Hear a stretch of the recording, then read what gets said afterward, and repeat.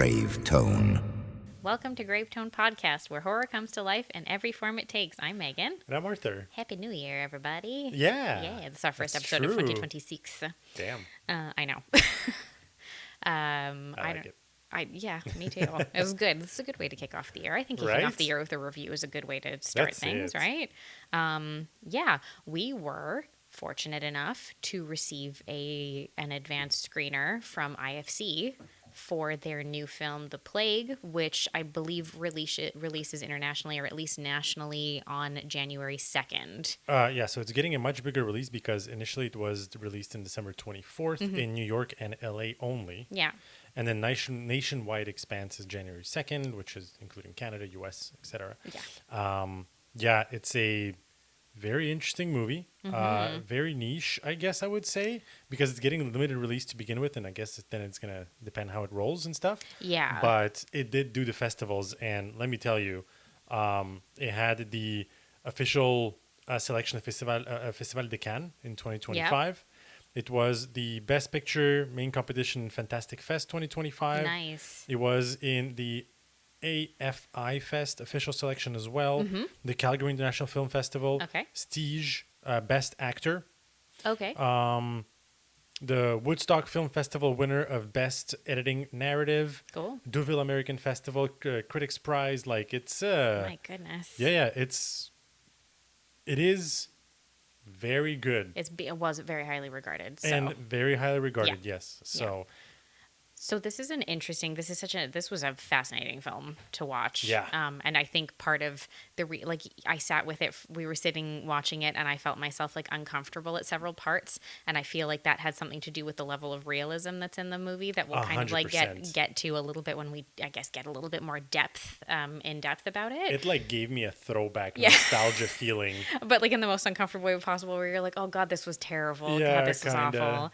Yeah. So the official synopsis for the film Right. basically indicates it follows a socially awkward tween who endures the ruthless hierarchy at a water polo camp, his anxiety spiraling into psychological turmoil over the summer.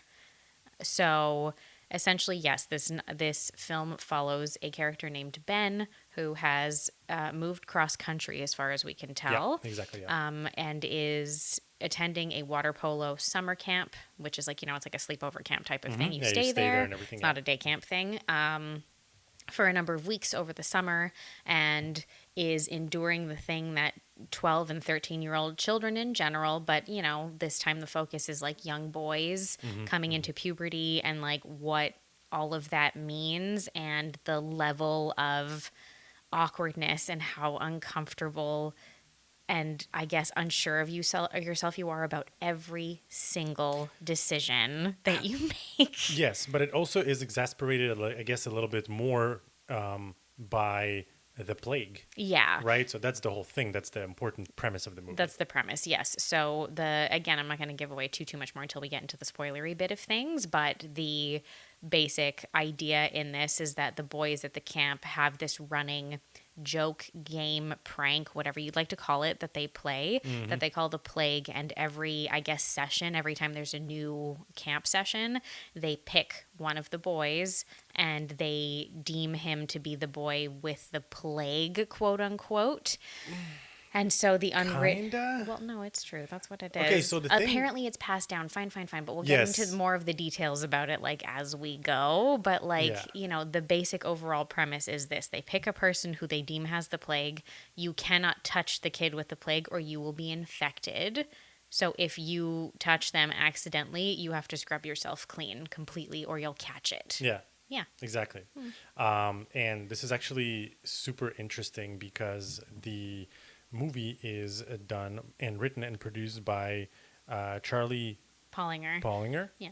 It's his feature debut because he's directed shorts previously, to my understanding. Right. That's it. And I think it is super interesting because like from what we were able to get the information from the press kit and everything, this is a movie that was literally written in his childhood diaries that he found while doing like a cleanup Yeah. of his place or something like that. That at a sports camp, like a summer sports camp, essentially this plague game that they played existed. Like they had Yeah. a person It that was they a would socially deem. cruel game. It wasn't even a game. It was actually like Yeah. It was just, it's bullying, essentially. Essentially, yeah, Yeah, yeah. it is. It's just picking the kid that you think is weird and That's it. pointing out how weird they are by ostracizing them even further from the overall group of people. Yeah. And, social norms and how difficult everything is in like that sort of prepubescent and just early pubescent stage when you're really everything's starting to change for you, really dictates that like most people just want to fit in and will have a tendency to lean into like the larger group, whether or not that's socially cruel or yeah, it's they'll do mean whatever it is to fit in. to fit That's in. the thing That's it. with Because the story. And you've got enough going on as it is, right? So people are like, I don't want to be ostracized. I don't want to be the person who's bullied, so I'll just go along with this. exactly. Yeah. And I think that's kind of like the beauty of this is that a lot of the things that were written in those diaries and the way that the things were done and the actions that happened actually translated a lot into the movie itself. Yeah. Which was, I mean, it was super interesting. That's why, like what Megan, when you mentioned that it was very realistic, I think that's kind of where it stemmed from. Yeah. Is that it is literally basically a real world experience that definitely. happened. Yeah. And the person, the producer, just the writer took it Yeah. and put it from a page that he's actually written to just a script, right? Yeah. And then on a movie. Yeah, well, so I think you're right. I think that Charlie Pollinger himself, having had this exact experience as a younger person, dictates that in conceiving the idea for the film and writing it and everything, obviously, you're going to pull from memory. You write what you know, Exactly. and you're going to pull from your own memories and your own experiences, which is definitely what appears to have happened in this situation.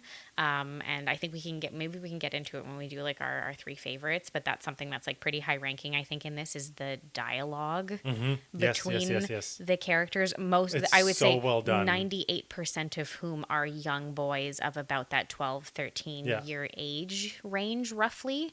There's really only one adult character who has any part in the film. And he's not even at all. that often, like, he doesn't have that much screen No, time. Which is, like, he is a great actor. Well, he's played by Joel Edgerton. Yeah, exactly. Who's been in, like, a ton of stuff.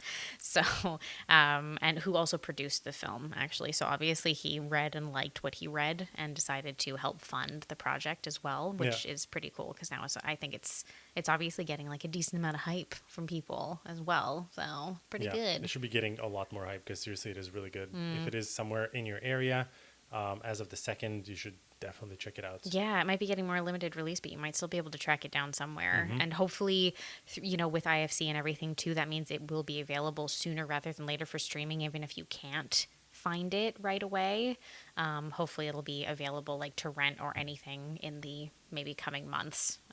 But it's a really interesting, this is such an interesting way to kick off our like watching for 2026. I know, right? It's really cool. I think I remember reading somewhere, I saw something somewhere, maybe it was on a poster, that it might be on Shudder or something like that. Oh, okay, maybe.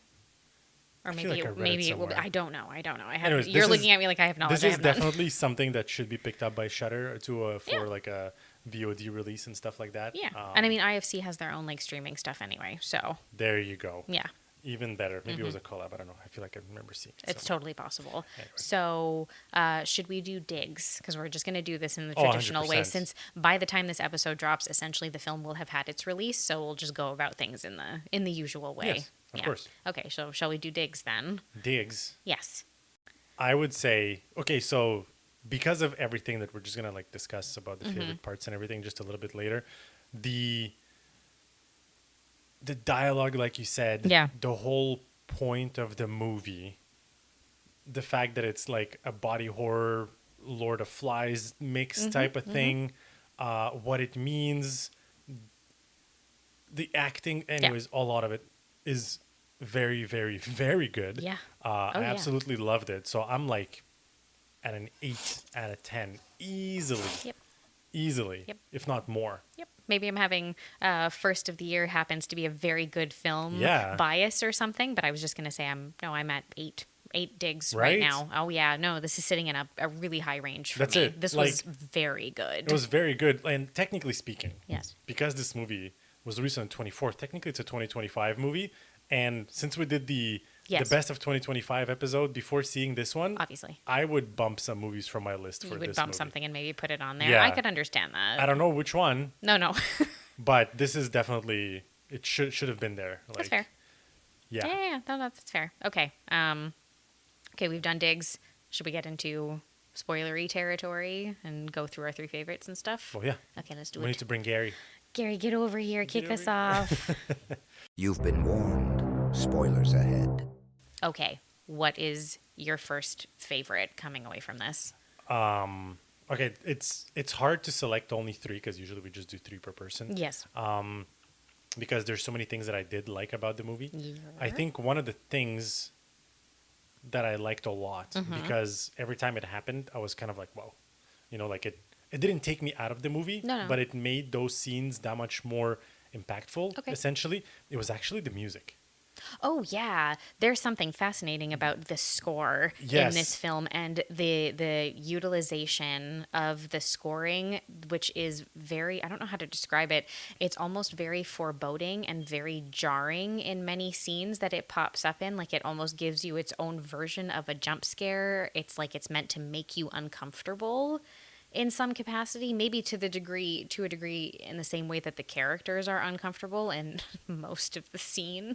I don't know. Well, so that's exactly it, right? That's exactly what it's doing. So like the composer was Johan Lennox, Okay. and the sound designer was Damien Volpe. Sorry if I pronounced that wrong. But when in the right moments, Yes. when the sounds were there, it wasn't like any kind of crazy music or anything like that. It was very atmospheric. Oh God, yeah. It was very accentuating what actually happened in that scene, and that just gave so much more weight to that specific, Oh, definitely. scene or whatever was happening, the sequence of events, et cetera, et cetera. That was one of the things that I like, I was watching it and like it jumped in my face because it was so good, not because it took me out of the movie. No, essentially, not at all. Yeah. That makes sense. I agree. It was very, very good. It was. I wasn't. I think I never expected that it was going to be part of like a big part of the film, particularly. But it was so effective in every scene that it was utilized in that I was like, wow, this is weird.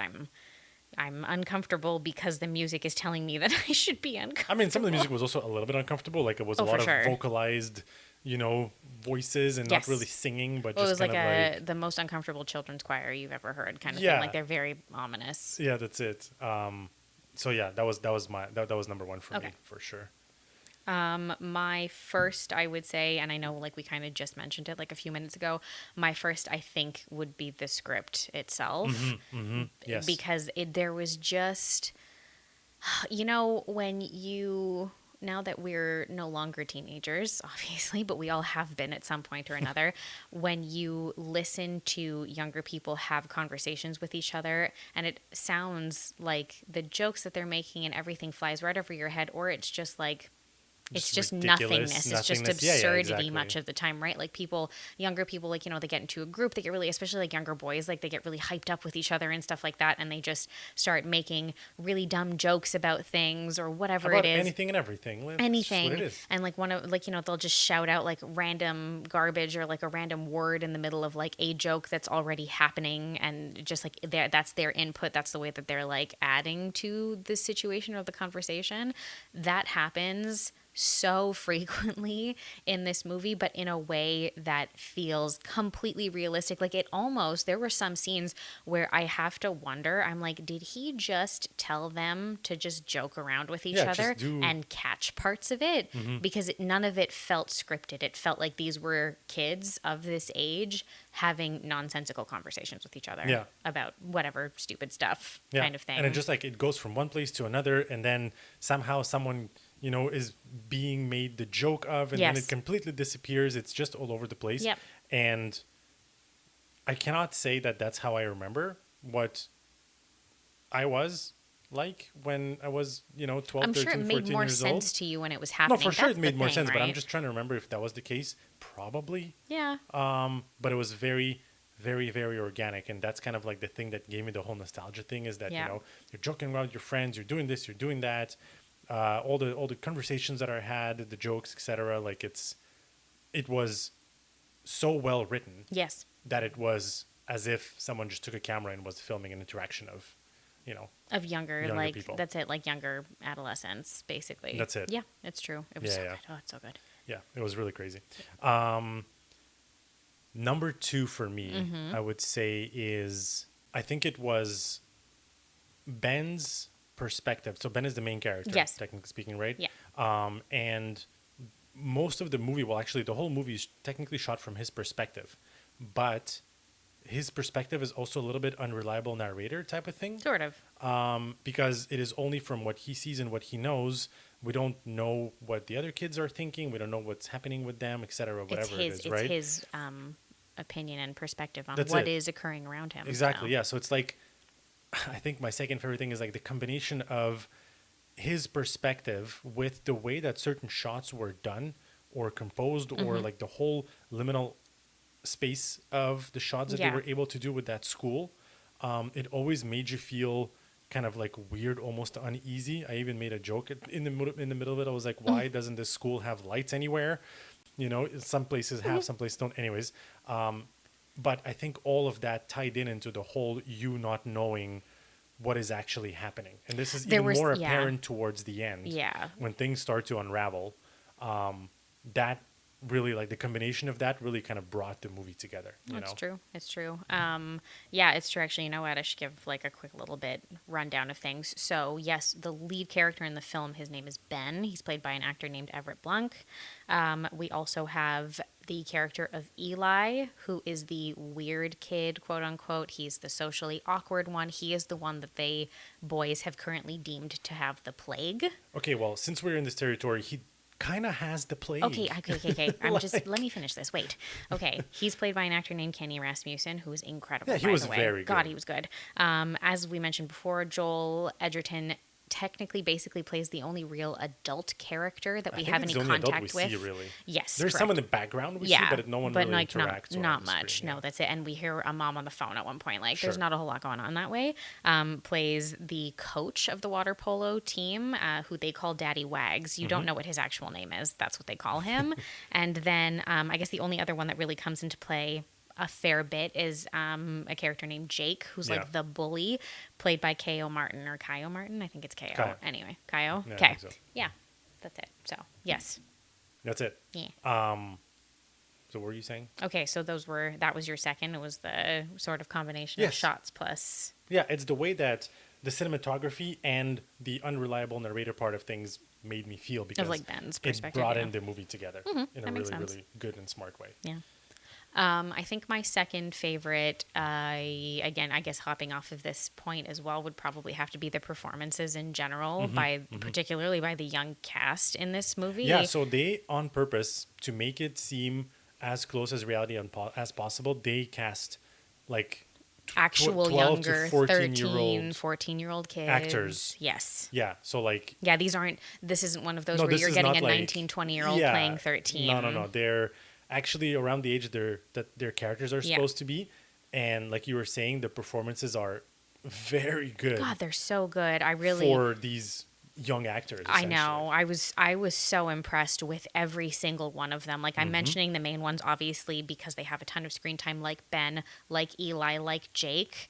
But even the other characters who got a little bit less, a little bit less screen time, who were like more tertiary characters, who were just part of the team, who, again, just their interactions with one another, everything felt so natural, so organic. I was like, these are all just kids who were at summer camp together, fucking around and just like being dumb and being shitty to each other and being peer pressured into bullying other kids and stuff like that. And some of them seem genuinely uncomfortable with it. But again, social hierarchy dictates that when the big bully wants to do something, you want to fit in. You don't want to be the one who's bullied, so you go along with it. That's it. And all these things that happen when you're younger like this, and you haven't established your own personality and your own feelings about things and your own, I guess, like morals and values enough to have the wherewithal to stand up for other people.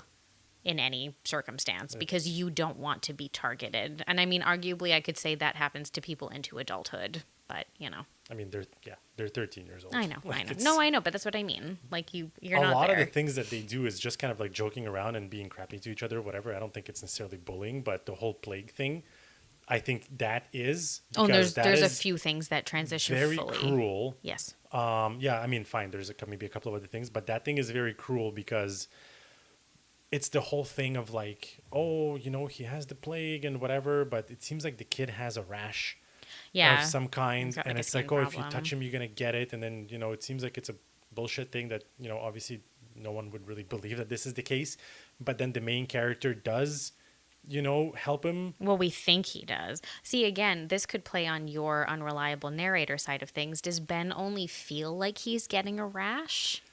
Yeah, you know what? Now that you say it, I it don't know. might be true I don't know. because maybe that is the case. Like Maybe in he the does. pool, Yeah. right? He doesn't wear the shirt, so he's not hiding anything, but No. it is almost all over the place, right? Yes. Not like Eli. not like Eli. So Eli like, wears a shirt all the time because he's uncomfortable with it. yes, Yeah. exactly. So like, yeah, maybe you know what? Maybe. Maybe you're right. There's a lot of like psychological unsureness and descent into Yeah.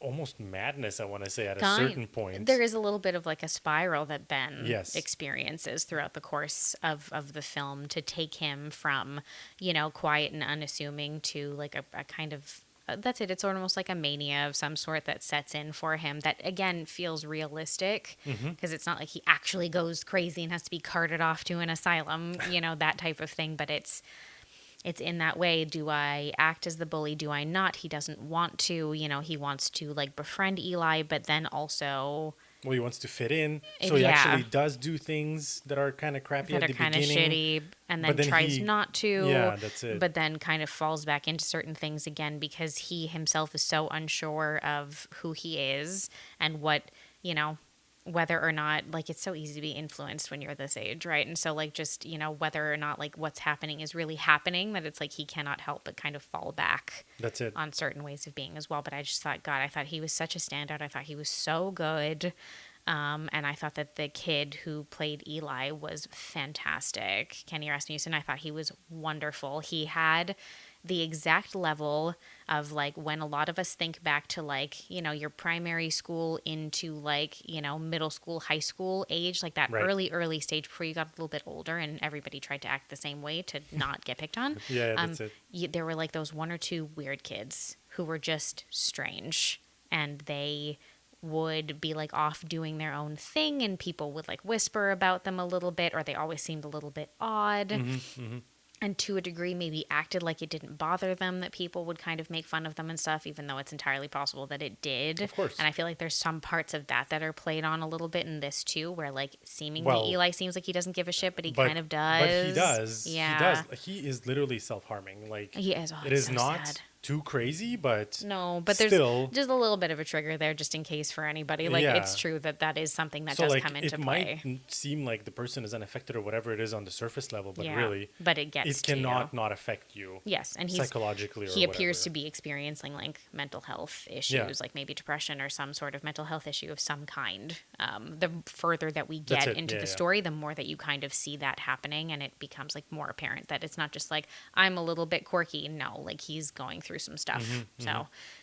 But yeah, I thought they were all fantastic, and that's it. K.O. Martin there, the kid who plays Jake, was also very good because it was like a good Oh, level. God, I hate that Yeah, character. didn't you want to punch him in the Goddamn. face a little bit? He's such a little shitbird, but that's why I thought he was so good. Exactly, yes. Because you The- were like, the actor is you were incredible. like, God, this is that exact like middle school bully type. He's not over the top. He's not like a super villain. No, and he's not like violent or anything He's like just that either. shitty. He's just, yeah, Oh, he's that's just it. shitty, and he's just like a little brat about it. And you're like, oh God, and like even like Daddy Wags there doesn't like him. Yes. And you also see that too. You see that you're like, yeah, there's always like that one adult that's like that little piece of shit. I don't want anything to do with them, but I'm stuck with them for some reason. Like there's always a teacher who has to deal with them or some stupid crap like that. There's always something like that. But yeah, they were so good. Ugh, so good.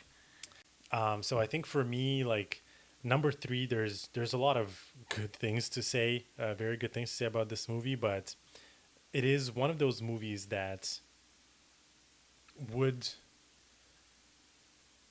I think, go far in the critics' eyes because of what it represents. Yeah. If you really kind of like think deeper about it, right? It's a quick pace through adolescence almost, and the metaphors that it represents, and like that's it. We're talking about it like the feeling of unsure about yourself and have to succumb to peer pressure, but then also you don't want to, trying to do the right thing. It's all of those things, all of what it means, all of what this movie is trying to say and Yeah. communicate. I think the way that it was built and written and filmed went a long way of doing it, as opposed to going a completely different direction and going like, you know, super body horror or like super villain ostracized thing, It whatever would it have is. been It over was the top. It would take you exactly out of it. that's it, and it wasn't. Nope. And that's the beauty of it, is that it wasn't over the top. It felt really raw and real. Yeah. And because of that and all the other points we've discussed, it just makes it so good, so like, you know, like, so like I said, real, Yep. that it makes you think and it makes you reminisce and remember things, you know. Yeah. Yeah, I And think the- it's just the way that it all ties together and the way that it's done. And I find that what's, you know, interesting about seeing something like this, and that, not that we shouldn't be, but it's true that very often when we're talking about like coming of age horror, a lot of what we see that falls into that uncomfortable, cringy, not necessarily, because this film utilizes, this is sort of my third favorite thing, is the way that the body horror is utilized in the Right. film, because it is not over the top. No, it is wasn't not gross it's or not there anything. for gore purposes. Exactly. Every single part of it has an explicit reason and purpose for being in the script and in the film, Yeah.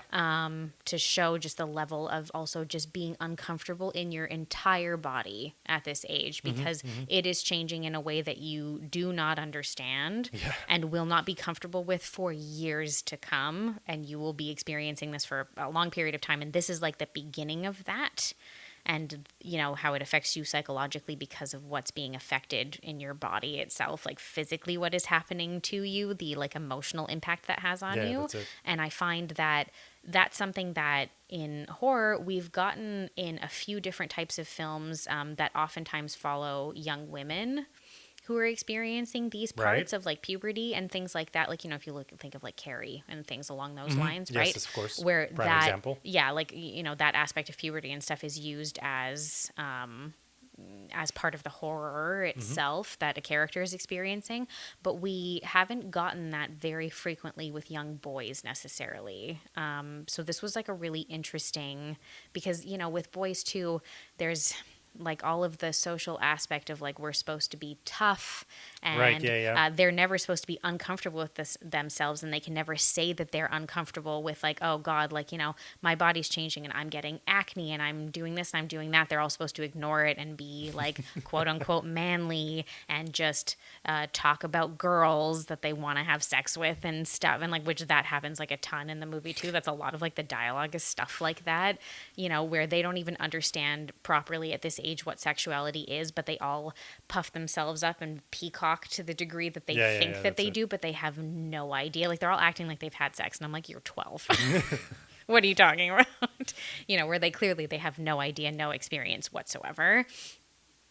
So it's interesting to be able to kind of see the internal parts of that, because we've gotten to see it a few times with female characters, so it's fun to kind of see it On the from opposite side of on the things. Yeah, opposite that's side it. of things. That's it, where you're getting both, because I think both are important, and it's fascinating to have films that are utilizing body horror on both sides of things as like a metaphor for puberty and for everything that like young people experience when they go from that age of like, you know, that's at 12, 13 through like 16, 17 basically, and they're all of that's happening to them all in one fell swoop, and they can't do anything about it.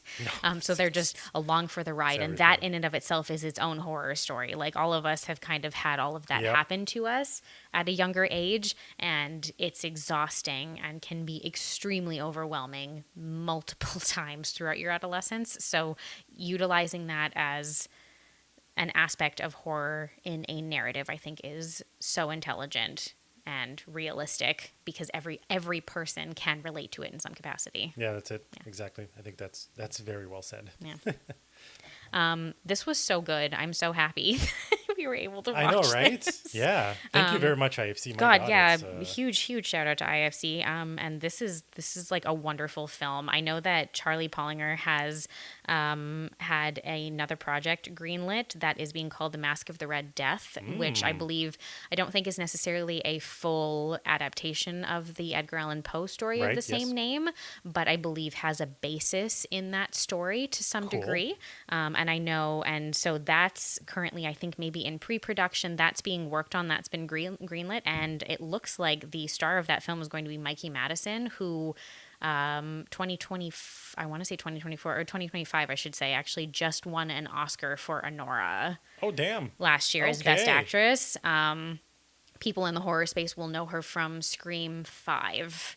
She plays one of the killers in Scream 5, Amber. Oh, okay. Yeah. Right. So obviously this film has gotten like a really good amount of buzz for Charlie Pollinger, because if he's pulling an Oscar winner immediately for his second project, that's so impressive. So Yo, seriously. hey.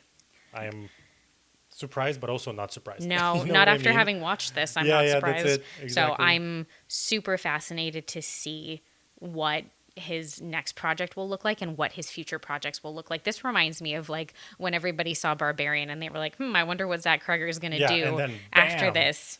And now we're crazy just getting a things. bunch of them. And this year we're getting Resident Evil. So, I mean, hey, who knows? Who knows what could be coming down the line that way. So I Exactly. think this is going to be, I think he's going to have a really interesting career. And I'm really curious to see what else kind of comes our way. So, yay. This was fun. That was really cool. Yeah. Yeah. Anyways. Anyway, so we'll probably be having another review or two coming, because we've got like a ton of releases dropping early in the year. And I know everybody's always like, oh, January is where horror movies go to die, basically. Nah. But they can still be really good. We're going to be checking out We Bury the Dead, because we didn't have an opportunity to see it before. So we're going to be checking that out, since that is getting a theatrical release on January 2nd. We're going to be checking that out and reviewing that. And then we're going to have a couple of other things coming through for the rest of the month as well. So that'll be really fun. In the meantime, obviously follow us on all of our socials at Gravetone Pod. So everywhere that you want to search for us with that username. Check out gravetonepod.com. Yay. Our If website. you feel like reading instead of listening, or Yeah. doing both at the same time. Or doing both at the same time, and you just want to, like, that's it, read through the summary and everything. Yeah. But in the meantime, guys, stay scared and stay tuned. Ciao, guys.